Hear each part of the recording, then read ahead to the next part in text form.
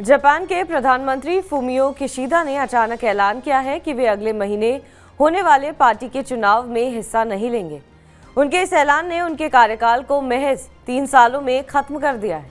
Japan की सत्ताधारी party liberal democratic party यानी एलडीपी 1945 से जापान पर राज कर रही थी। फुमियो किशिदा ने इसका नेतृत्व साल 2021 में संभाला था। जापान में बढ़ती महंगाई की वजह से इस पार्टी को देश में आलोचनाओं का सामना करना पड़ रहा है। जापान में लगातार बढ़ रही महंगाई फुमियो किशिदा के लिए मुसीबत बनी हुई है।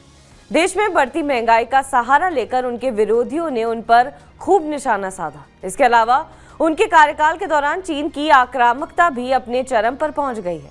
उनके विरोधी मानते हैं कि किशिदा की पॉलिसी चीन को रोकने के लिए नाकाम रही है। इसके अलावा अमेरिका में पूर्व राष्ट्रपति डोनाल्ड ट्रंप के सत्ता में लौटने की संभावना भी किशिदा के लिए चिंता का विषय बनी हुई है, क्योंकि डोनाल्ड ट्रंप के कार्यकाल के दौरान उनकी चीन विरोधी नीतियों का असर जापान पर देखने मिला था।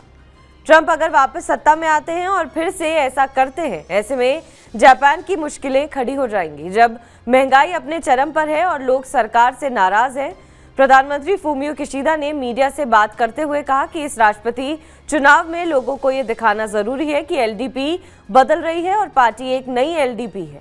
इसके लिए पारदर्शी और स्वतंत्र चुनाव जरूरी है।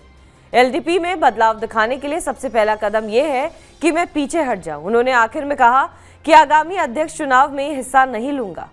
67 साल के किशिदा अक्टूबर 2021 से जापान के प्रधानमंत्री के पद पर हैं और बढ़ती कीमतों की वजह से उनकी और उनकी पार्टी की पोल रेटिंग में तेजी से गिरावट देखने को मिल रही है। एनएचके पोल के मुताबिक इस साल उनकी कैबिनेट की रेटिंग करीब 25% रह गई है। अगर चुनाव से पहले कोई ठोस कदम नहीं उठाए गए तो उनकी पार्टी के लिए ये बुरा हो सकता है। दुनिया की चौथी सबसे बड़ी अर्थव्यवस्था को इस वक्त पटरी पर लौटने के लिए खासा संघर्ष करना पड़ रहा है।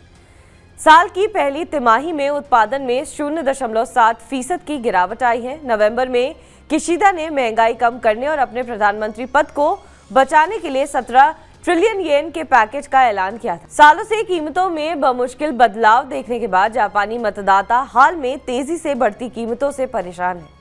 2022 में रूस यूक्रेन युद्ध के बाद से जापान में महंगाई आसमान पर पहुंच गई है, जिसकी वजह से सरकार पर दबाव बना हुआ है। बहरहाल इस खबर पर आपका क्या कुछ कहना है, हमें कमेंट करके जरूर बताएं। बाकी देश और विदेश की तमाम बड़ी खबरों के लिए आप देखते रहें TV9 डिजिटल।